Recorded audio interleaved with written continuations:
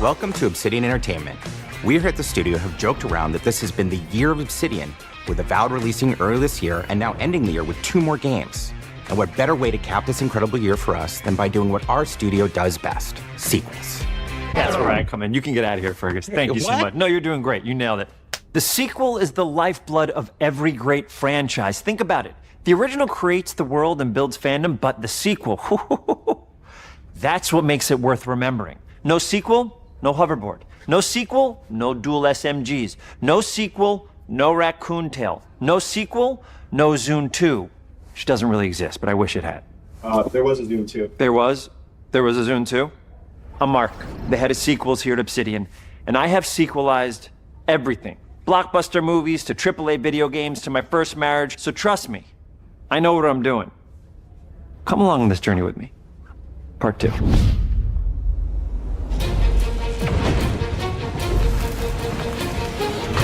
Let the killing commence.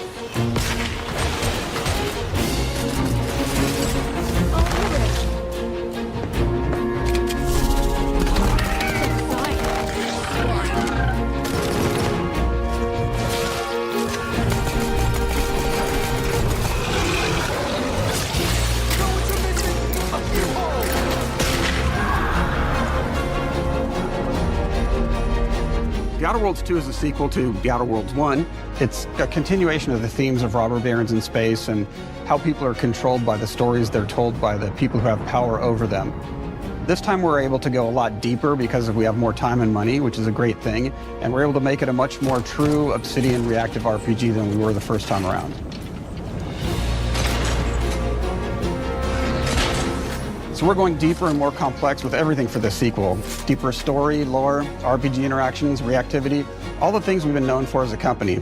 It's really a complete realization of everything people want from an Obsidian game. Surprisingly, this is the first time in over 25 years that I've had the chance to do a full sequel for a world that I helped co-create. It's really just a fantastic opportunity to explore and expand the universe in interesting ways, and to go even further with the themes of how people are affected by living in a dystopian corporate reality. You can shoot your way through it, you can talk your way through it, you can sneak your way through it. And so no matter what kind of play style that you like, this is just an awesome franchise and an awesome game to jump into, even if it's your first one. The first Outer Worlds was a great base to start from, as it has all the elements of a great Obsidian RPG. Interesting characters, deep worlds, important choices. In the Outer Worlds 2, not only did we want to double down on those elements, but we wanted to give players even more of it. We've also put a lot of investment into skills and traits that impact things like combat, conversations, and areas that we call RPG interactions, which are the part of the world where players can use their specific skills, perks, and backgrounds to solve problems in unique ways in our new, bigger worlds.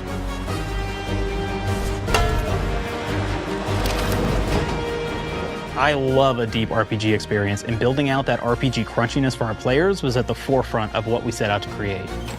We prioritize those deeper RPG options with different character builds and combos so players can express their role-playing power fantasies.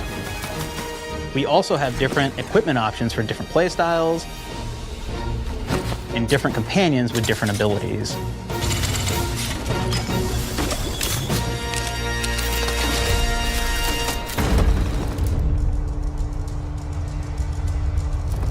In the first Outer Worlds, you start off as the Stranger, which was basically a blank slate to build on top of with various attribute points that would begin to define your personal experience in the game.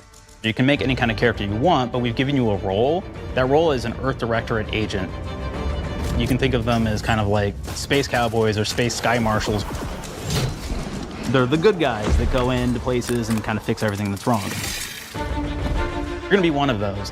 But we don't tell you why you joined the Earth Directorate. There could have been a lot of different reasons, right? It could have been because you're an actual lawbringer and you want to go in there and spread law throughout the galaxy.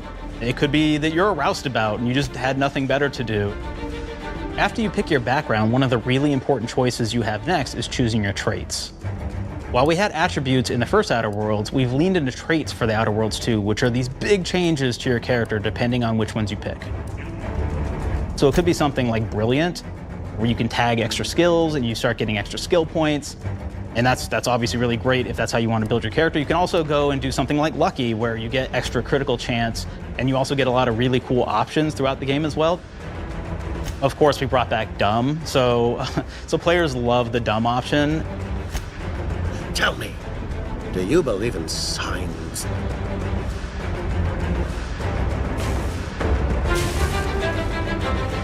Not quite what I meant, but I like your contempt for boundaries. I could put your adventurous spirit to good use. You get like lots of really cool, fun conversation options in the game, but we took that even further. And again, there's lots of elements in the game where you can be dumb and use that for something. Could be something as simple as banging on a machine to get it to work. After you've invested in some of your traits, your next choices are going to be choosing your skills. The skills themselves basically allow you to build on your playstyle and what your character is doing in the game. That will be everything from playing stealthily to speccing for an explosive specialty.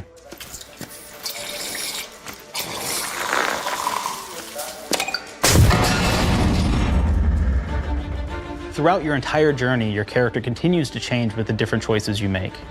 In the Outer Worlds 1, actually had more skills than we have, so we condensed them down to really the core and essence of what we really wanted there.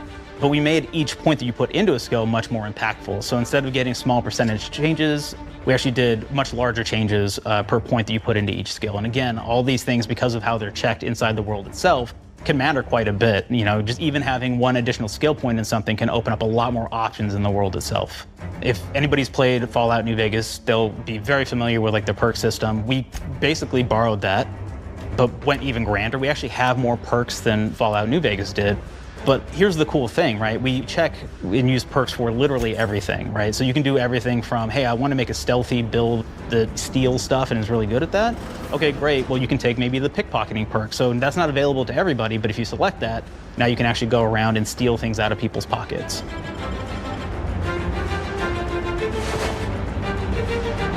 There's another perk called heavy-handed, right? Where say you're a melee person, what this does is now your power attacks that you use actually knock people down. Oh man, I really like the serial killer perk. As you start killing people, they will drop hearts. And you can take those hearts, and essentially you're taking these trophies, you could say, and it's actually giving you a permanent health bonus every time you do it. We have this perk called Assassin. Now, this is an early game perk that you can take, which every time you stealth attack an enemy, you're actually going to get a movement bonus for a certain amount of time.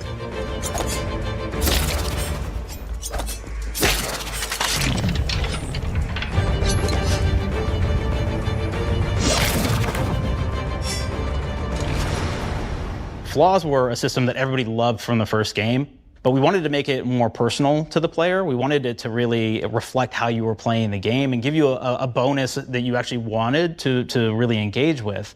With the flaw system returning, we knew we needed to go bigger, better, and more real than ever before. So we turned to the team. And I told them, no bad ideas. Give me what you got. Okay, we need more flaws. We need them to be real. I want to put them in the game, so give me something. Inspiration. What's wrong with you? Oh, I have bad knees. You got bad knees? They hurt when you walk a lot? Yes. When you walk too much, they hurt? No cartilage. Sounds boring. Makes you sound like a boring person, but it's in the game. I know it. It's a good flaw. What about you? I like to take small things sometimes. So you're stealing? No, I'm taking. When do you give them back? I don't. Claire. Claire, you shouldn't be stealing. What are you doing? You shouldn't be stealing, Claire. Tiny crimes. Tiny crimes? Do you hear the second part, though? It's a crime. Well, You're stealing. Claire, that's wrong. You can't steal things, okay? But it's an amazing flaw, and I'm putting it in the game. But you're a bad person. And are you the one that took my stapler? do you need it? Yeah. Give it back. Okay. Please. You, what do we got? Flaw. I like to stare at the sun. How long did you stare at the sun? Just lunch break. An hour? Oh, I only get 30. You guys get an hour? I get an hour. An hour. Oh. Makes me feel energized. How many fingers am I holding up? 3? No. Anything else? We'll put it in the game. We'll put it in the game because I feel bad for you. Anything else? One of my favorite flaws is something called bad knees. It will actually give you the option to take this flaw that'll make it so that you move faster throughout the game. But the problem is, anytime you stand up, your knees are going to make a loud popping noise that makes it so that, well, everyone around you is going to hear you. There's one called Kleptomaniac. This is really interesting because what it does is when you steal something, you can actually sell it for more bits than normal. And like that sounds really great. The drawback is sometimes when you're looking at things in the world that are owned by somebody else, you'll automatically steal them. So you have to be very careful about how you use them. One of our more wacky perks is the Sun Gazer Flaw, and it just gives everyone cataracts while playing their game. So everything becomes like light shafts and blooms and hazes, and makes the game pretty unplayable if you happen to choose that perk. If you happen to be the type of player that habitually reloads your weapons like I do, well, you'll be offered the flaw of overprepared. Now, you'll get larger magazine sizes on all of your weapons, but if you ever fully empty your magazine, you're gonna take a debuff for a while.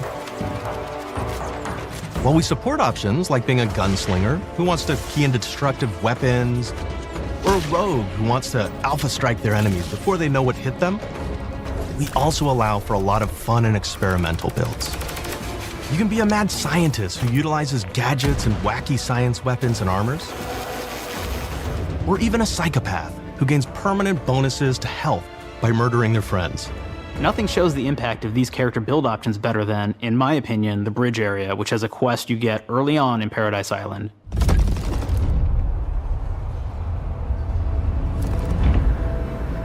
Not only do you kind of encounter this very early, and it's a very core one to the story, but it really expresses our philosophy of allowing the player to solve problems in a bunch of ways.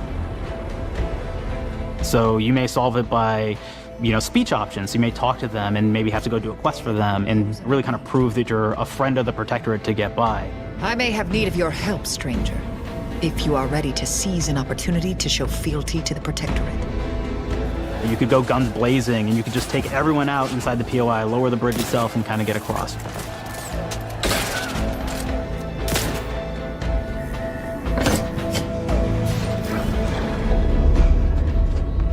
You could sneak in, lower the bridge, and then actually sneak in under the bridge to get over to the other side.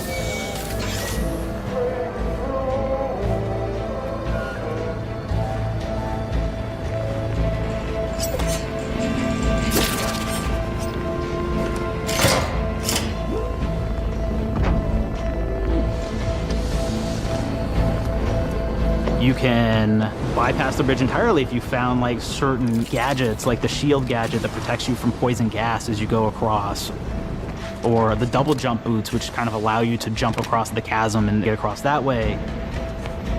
There's even a really kind of messed up way, right? Which is players can actually sacrifice one of their companions. The companion who they just found is part of. We're no different than the Breeze if we start tossing our own to the raps. I sure as law ain't gonna follow someone who can't see the wrong in it. I must admit I'm surprised we could come to an understanding, but I thank you for your loyalty, stranger. As promised, you shall have clearance to cross this bridge. It's such a fun quest, but again, it really showcases that we want you to be able to solve this in whatever way you want to. When you build your character your way, we're there for you. We really want you to have the experience that you want to have out of this.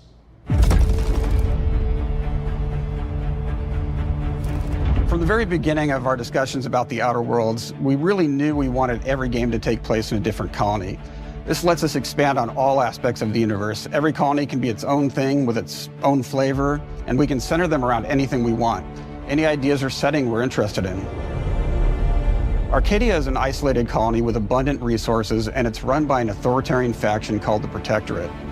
Their dictatorship is thematically based around the question of how much freedom people will give up for security and luxury. For Protectorate subjects, unfortunately, that answer is everything. The Protectorate is also incredibly wealthy because it was founded by the inventor of the skip drives, which are the Outer World's faster-than-light engines. But those skip drives are starting to cause rifts in space-time, which are cutting off all the other colonies on Earth from being able to trade with each other. The Order of the Ascendant is an offshoot of the Order of Scientific Inquiry from the original game, and like them are a science-based religion with the same goal of solving the universal equation, which will allow them to predict and alter the future to the benefit of all mankind. They used to be part of the Protectorate, but they split off to focus on solving the equation for the good of everyone, not as a way to simply control the masses. The player's been sent to Arcadia as an Earth Directorate agent to find out how the skip drives are causing the rifts and what can be done to stop them. Each of the factions have their own solutions to the rift problem and their own goals. The Protectorate wants to close them to protect their legacy as the inventor of the drives and their wealth. The Order wants to close them not only for the good of everyone, but also because they're complicating the math they're using to solve the universal equation. And Antes just wants to be able to open and close them at will to control all the trade routes between the colonies. In addition to expanding the themes and lore of the Outer Worlds, we're also expanding the humor, so each faction has its own flavor of absurdity. Anti's Choice is a merger between Anti-Cleo and Spacer's Choice from the original game, and there are corporate representatives in the Outer Worlds too. They've invaded Arcadia to liberate their resources for all of humanity, at a profit, of course. One of my favorite things from Fallout New Vegas is the radio system. It was just iconic for me, and I wanted to make sure that the Outer Worlds 2 had that. So we actually built out 3 different radio stations, one for each of the major factions. You also have a ton of music. Each station might have, like, I think 20 tracks of unique music that we've made for it. It's a lot of stuff. But the really cool part about this entire thing is that we actually put a lot of reactivity into the radio. So it will respond to the things that are going on around the world that you've been interacting with. So if you go into a location, let's say you solve a problem for the Protectorate folks, if you listen to the Protectorate radio station, they're gonna be cheering you on as a hero. Wonderful news, everyone. The Zeranium gas leaks at the Automech repair facility, strongly believed to be caused by Anti's Choice malefactors, have been corrected. Some hotshot for hire just managed to fix the electrum leak in their repair facility. Now, I'm not saying we caused it in the first place, but we sure like the idea of all those broken auto mechanicals and all the excessive gasping and choking involved. The factions and companions are great examples of how we're going deeper and more complex this time around. They're integrated into the game's storyline much more than we did on the first Outer Worlds, and like with everything else in the game, they have a lot more reactivity. There are 6 companions in the Outer Worlds too. As usual, each has their own quest lines, but this time they are also connected to a different faction and have character arcs that the player can affect through their choices. Your first companion is Niles. He's another Earth Directorate agent like you, and he's looking for your help to decide whether he wants to become an even better agent or to turn his back on the Earth Directorate completely. There's also a somewhat cute Automech support drone that is basically Niles' helper. Her name is Val. Marisol is part of the Order of the Ascendant, and she's an aging but still deadly assassin. That's right, she's a deadly mathematician who may or may not have some unfinished business to attend to with the player's help. There's also a cultist named Azza, who is part of a sub-faction that worships the rifts, and in her case, violence in general.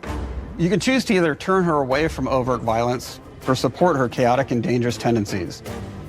At one time, Anti's Choice had a program to graft soldiers with animal parts to make them more formidable. Unfortunately, it didn't quite work, and most of them are now dead. There's a combat medic who survived, however, named Inez, and she wants the player to help her fix her graft, among other things. Finally, there's Tristan. He's a Protectorate arbiter who is judge, jury, and executioner all rolled into one heavily armored package. It is your choice to either help him judge wrongdoers or show him what true justice looks like. We definitely have reactivity in the game based on how you've been treating your companions. I won't reveal the end of the game, but let's say if you have not been treating them well, you will find out at the end of the game what that means. Companions are a very, very important part of merchandising, because that's the real beauty of the sequel. We're talking merch, baby. It is the lifeblood. It is what fuels us. Do you want to see some of my ideas? Hop, hop. Check this out. Gen Alpha loves body pillows, especially ones that look like human beings for some reason, right? Who needs a significant other when you could have a knife-wielding space psycho up in your sheets, huh? What do they do with them when they get them, huh? Maybe a little napping, maybe a little snuggling, maybe a little nut.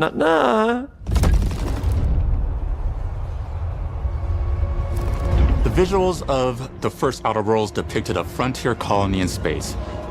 The Outer Worlds 2 is driven by an invasion of the Arcadia colony system by Anti's Choice, which shifts the visuals to be more reminiscent of a World War I-like setting in space. That evolution is seen across all aspects of the game, starting with the factions. How do you militarize everything, including extreme capitalists or math-crazed scientists? In a World War I setting, war comes with propaganda. The Sovereign uses it to maintain control. Anti's Choice uses it to help their bottom line. The Order just wants to show how it exists within the grand plan. We want players to feel like Arcadia is a living, breathing place scarred by a long-standing war. Fairfield, one of the first towns you encounter, was once under Protectorate control, but has recently been taken over by Anti's Choice. They don't just occupy the town, they rebrand it with their signature style, repainting buildings, posting guards, and adding propaganda-based holograms featuring Anti and the Moon Man. Showing the towns evolving after the invasion helps us push immersion for our players. One of our priorities in visually realizing the world of The Outer Worlds 2 was making sure everything is clear and recognizable from the player standpoint. We want to make sure each faction has a particular look and design. So when the player is running across these vast, different environments and landscapes, they're recognizing the motifs and visuals of who they're talking to, what they're going to be talking about, and how that progresses throughout the story. The first Outer Worlds was really about player interfacing with corporations. And while we have that in The Outer Worlds 2, we really want to express not just the corporations, but how the player interacts with other facets of the world, like government entities or religious structures. And then we elaborate on those. With larger environments, we wanted to encourage exploration by improving player mobility across the board. Now you can run, slide, double jump, mantle, and parkour your way through all of the nooks and crannies of these worlds. It really allows the player to just explore and have fun finding really cool stuff.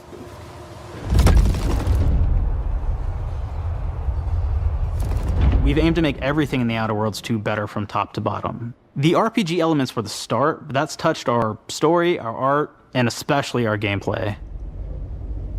A good sequel is true to the original. That's first and foremost, right? Like, we all want to add in a bunch of things as you're making a sequel, right? We want to make it bigger and better in every way. That's what we were trying to do here. And I thought, we did not need this consultant. We've made enough sequels. We understand how to do this. And I will say, I don't think it's been entirely successful.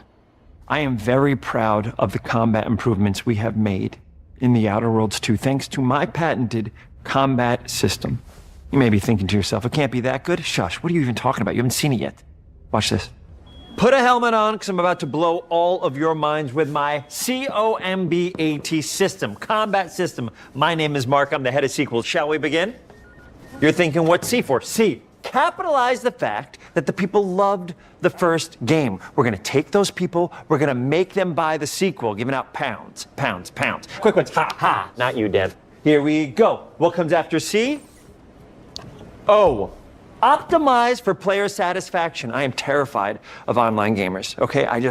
I wanna make them happy, so let's, okay? All right. Mobilize the players so they're ready for that sweet, sweet pre-order. Clap with me. Sweet, sweet. If you don't have rhythm, Brandon, just say it. Sweet, sweet pre-order. Everybody has a different rhythm, and it's blowing mine. And here we go. B, burglarize. What is this? It's basically just finding new ways to loot dead bodies. You know what I mean? Right, Otis? Okay, well, it's a big part of the game. A, you gotta agonize about how many people are gonna be angry that we have just put so much combat into this thing and almost no romance at all. We should look at ourselves. What is wrong with us? Huh? We can't have one love story in this? How many people have been in love? Raise your hands. Raise your hand if you're in love. Okay, are you lying? I have a wife. Put your hand down. T, toi. In French, that means two, sequel. I think that means 3. Okay, you're getting ahead of yourself. Come on, Claire. We're on 2. And how do we end it? Anything is possible. And we've established that we're the best there is, and there's no sequel better than us. And if I could just say one more thing, thank you very much. I know I've kind of changed the world of video games today. For The Outer Worlds 2, we wanted to improve gunplay in every way. We focused on improving the feel of each weapon, the way a weapon snaps into ADS, the way recoil feels when firing, and how impactful our sound effects really sell the weapon's fantasy, to things like how a unique reload animation can add a lot of character to each weapon. We've increased the variety of weapons by including new weapon types, but also through a host of fun and unique weaponry. We have things like the Bourse Blaster that fires out tumors that can explode like grenades, or can even be eaten by the player for additional health.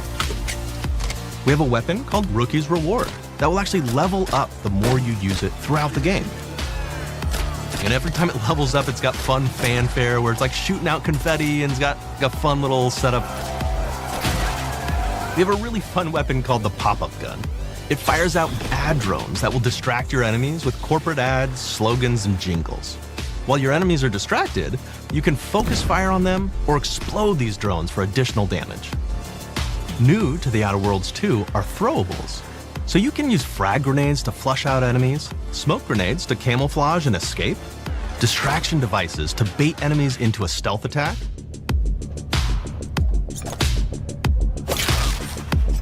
and even science grenades that will levitate enemies, allowing you to fire upon them while they float helplessly.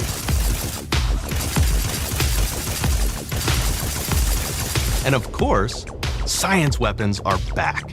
We have returning favorites, like the shrink ray. This time it's been upgraded so you can shrink your enemy down to the size of a sprat and run over them, exploding them into bits. The shrink ray, that was probably my favorite one from the first game, so we brought it into the second game, but we improved it though. So instead of shrinking your enemies for a short period of time and having them re-expand, this time they stay shrunk, and we actually added in the ability to step on them and kind of squish them and kick them, because we knew that that was the player fantasy. We knew that's what everybody wanted to do. They wanted to step on the enemies, they wanted to kick them, so we made sure to double down on that stuff. In addition to things like our returning favorites, we also have some really fun and unique new science weapons. One of them is called the Armageddon. This one's really cool because it actually shoots out these masses that are like these little arms that will stick to people or cover or all kinds of different things, and they will continue to just hit them until they get destroyed. And we have another one that's just super cool called the Spectrum Dance Saber. This is a melee weapon that actually lets you attack to a musical beat.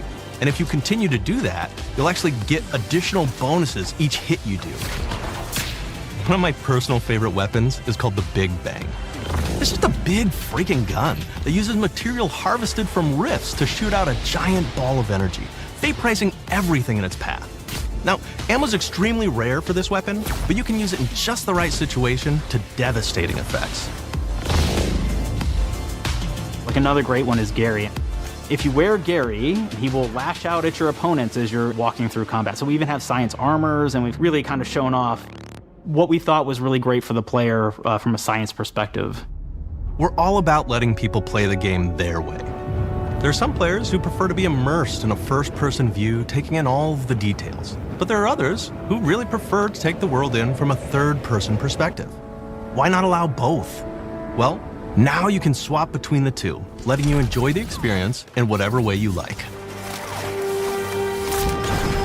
One of the things I really like about having the third-person mode is being able to see all of the fun and unique armors and armor combinations and weapons that you can equip your player with. All of the actions that you could do in first person, so you're double jumping around, you get to see your character in that way, and you get to take in the world and see things in a different light.